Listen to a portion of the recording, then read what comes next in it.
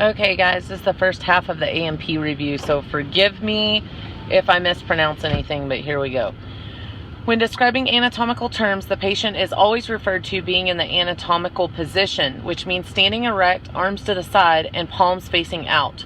The front surface of the body is termed anterior and also termed coronal plane.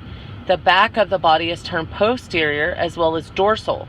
The line that separates the body into left and right is the midline, also termed the sagittal. The midclavicular line dissects the collarbone and is also termed parasagittal line.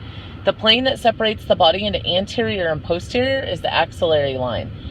If the lateral plane is more anterior, it is termed anterior axillary. If the lateral plane is more posterior, it is termed posterior axillary. Midclavicular is on the anterior side, but its counterpart on the posterior side is midscapular. A line that cuts across the body from left to right is termed transverse. When using directional terms, lateral is away from the midline. Abduction is an example of medial movement. Superior or toward the head or top is also referred to as cephalic. Inferior or toward the bottom is also referred to as caudal. When compared to the elbow, the wrist is distal. When compared to the elbow, the shoulder is proximal. The surface of the hand or palm is termed palmar. The sole of the foot is termed plantar. When looking up at the sky, the head or neck is extended. When looking down at your feet, the neck is flexed.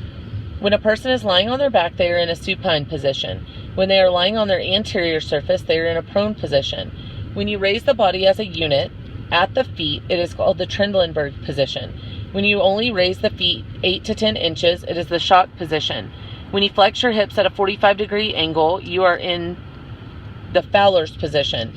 When you raise the head only to 20-30 degrees, it is the semi-Fowler's position. When you are prone with one hip flexed, it is the Sims position. We have two divisions of the skeletal system. They are the appendicular and axial. We have 5 traditional body cavities. They are thoracic, abdominal, spine and cranium, pelvis, and retroperitoneal. 2 additional cavities are the pericardial sac and the pleural space. Amino acid is the basic building block of proteins. When one or more amino acids come together, it is a peptide bond. When amino acids bond, they form a protein. A protein is nothing more than amino acids bonded together. Everything in our body is a protein. The cell is the basic unit of life. The cytoplasmic membrane is a double lipid barrier or border. Cytoplasm is considered the fluid of the cell and is located between the cytoplasmic membrane and the nucleus. The group of active structures within a cell are termed organelles. The endoplasmic reticulum comes in smooth and rough. The smooth endoplasmic reticulum is responsible for synthesizing fats and helps with detoxification of the cell. The rough endoplasmic reticulum is responsible for transporting and synthesizing proteins throughout the cell. The smooth and rough endoplasmic reticulum act as a transportation system within the cell. The ribosomes are the protein production plant. The ribosomes contain RNA, which is a copy of DNA from the nucleus. The Golgi apparatus originate from the endoplasmic reticulum and travel within the cell doing multiple functions. The Golgi apparatus help to concentrate and package material for secretion from the cell, for example, mucus. The lysosomes are the immune system of the cell. The lysosomes attack infections and destroy damaged or old cells by breaking them down to be recycled. The mitochondria are responsible for producing adenosine triphosphate, or ATP, which is the final product of the Krebs cycle. The Krebs cycle has to do with making energy with the use of nutrients like sugar and oxygen. The nucleus is the control center for the cell. Not all cells contain a nucleus, for example, red blood cells. The nucleus contains chromatin granules, which make up DNA, which is the body's blueprint. Certain cells divide throughout life, for example, epithelial, liver, and blood cells. Some cells do not divide after birth, such as nerve and skeletal muscle. Cells produce 4 tissue types. They are epithelial, connective, muscle, and nerve tissue. We have 3 types of muscle tissue. Involuntary is also referred to as smooth muscle. Examples of involuntary muscle are the blood vessels and the GI system. Striated muscle can also be termed skeletal muscle and is responsible for movement. Cardiac muscle is only found in the heart and has the ability to create its own electrical impulse known as automaticity. A neuron consists of 3 parts: the cell body, dendrite, and axon. The space between 2 nerves is the synapse. Some nerves have a protective cover termed a myelin sheath. Dendrites are responsible in receiving impulses into the cell body. The axon distributes and releases neurotransmitters from the cell. A group of cells make up a tissue. A group of tissue with a common purpose make an organ. A group of organs with a common purpose make up an organ system. The human body has 11 major organ systems. They are the reproductive, digestive, urinary, circulatory, skeletal, integumentary, nervous, lymphatic, endocrine, respiratory, and muscular systems. The integumentary system is the largest system in the body and regulates temperature, defense against infection, and prevents dehydration. The skin converts vitamin D, which is needed for digestion. We have 2 layers of skin, which are the epidermis and dermis.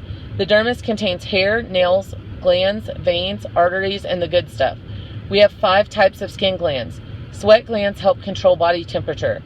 Apocrine glands are located on the armpits and the groin. Ceruminous glands are in the ear and make wax. Mammary glands produce milk, and sebaceous glands lubricate the hair. The skeletal system has 2 divisions, axial and appendicular bones. To have healthy bones, you have to have vitamins A, C, and D. We have 5 types or classifications of bones: long, short, irregular, flat, and sesamoid. The human body has on average 206 bones. The skeletal system is made up of 3 connective tissues: cartilage, ligaments, and tendons. A typical vertebral bone consists of a spinous process which goes posterior to the vertebral body, the transverse process which goes in a 45-degree lateral angle from the vertebral body. The body of the vertebral bone supports most of the body weight. The vertebral foramen houses the spinal cord. Intervertebral foramen allows the nerves to leave the spine laterally. The axis of the spine is C2. The atlas of the spine is C1. C2 has a notched den, which is termed the odontoid process. I'm going to switch these up and do them in order. There's 7, 12, 5, 5, 4 vertebral bones. 7 cervical, 12 thoracic, 5 lumbar, 5 sacral, and 4 coccyx vertebral bones. The first 7 pairs of ribs are termed true ribs. The last 5 pairs of ribs are termed false ribs. The last 2 pairs of ribs are termed floating ribs. The upper extremity bones are the clavicle, ulna, radius, carpals, scapula, metacarpals, phalanges, and humerus.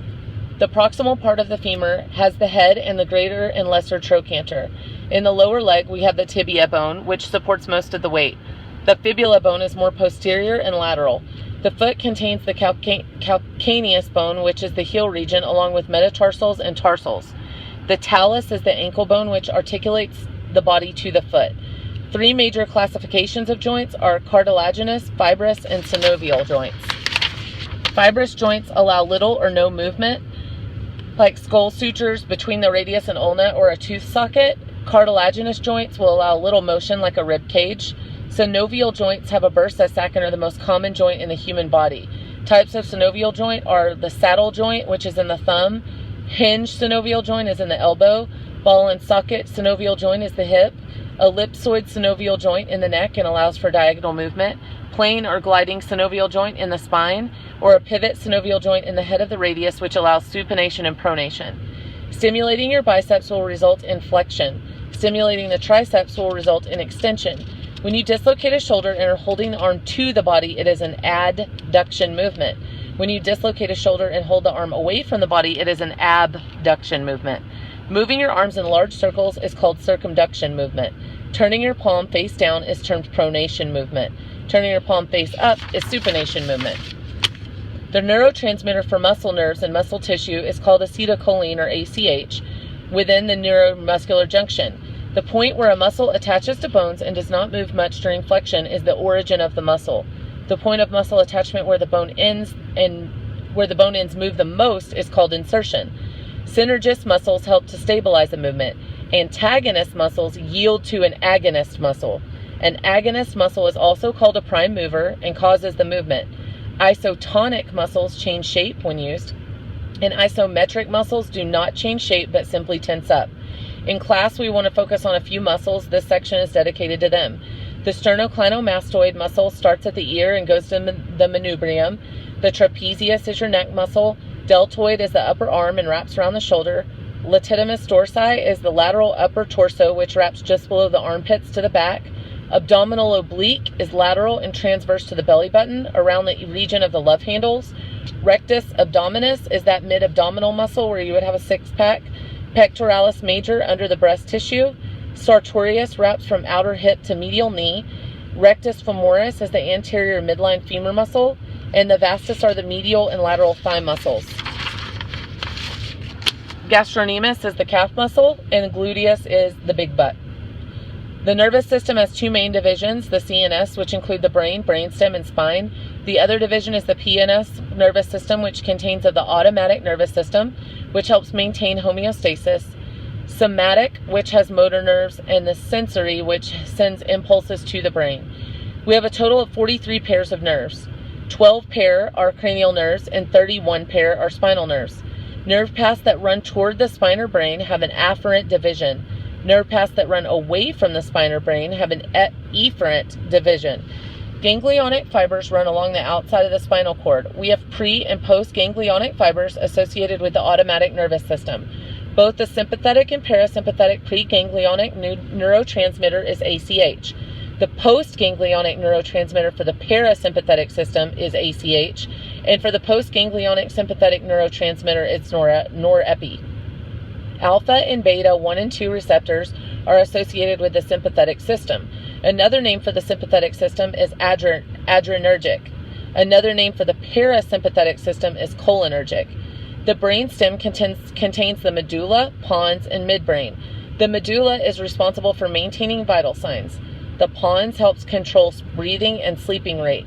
The midbrain is the smallest region of the brainstem. The diencephalon contains the thalamus and hypothalamus.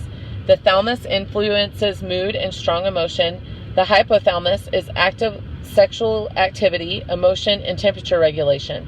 The hypothalamus is considered the gatekeeper to the cerebrum. The cerebrum is the largest portion of the brain and is divided into left and right hemispheres.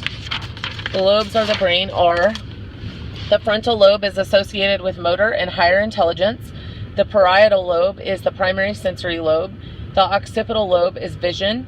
Temporal is hearing. The limbic system influences mood, motivation, and pleasure. The cerebellum means little brain and is responsible for precise movements. White color matter contain axons, and gray color matter contain dendrites and nerve bodies only. The brain and spinal cord are protected by the meninges lining. The outermost layer that adheres to the undersurface of the skull is the dura. The arachnoid layer produces CSF, which bathes the CNS. The pia is stuck to the outside of the brain. Dermatomes are sensory nerve divisions within the skin. Cranial nerve 10 is the vagus nerve. It is the wandering nerve which goes to the heart, digestion, lungs, and more. When cranial nerve 10 is stimulated, the parasympathetic ANS is stimulated. Cranial nerve 2 is the optic nerve, and cranial numbers 3, 4, and 6 have to do with eye movement. Cranial number 11 is shrugging your shoulders, and cranial number 5 is chewing. Dorsal spine root is afferent, and the ventral root is efferent. And that's all for now, y'all. That's the first half.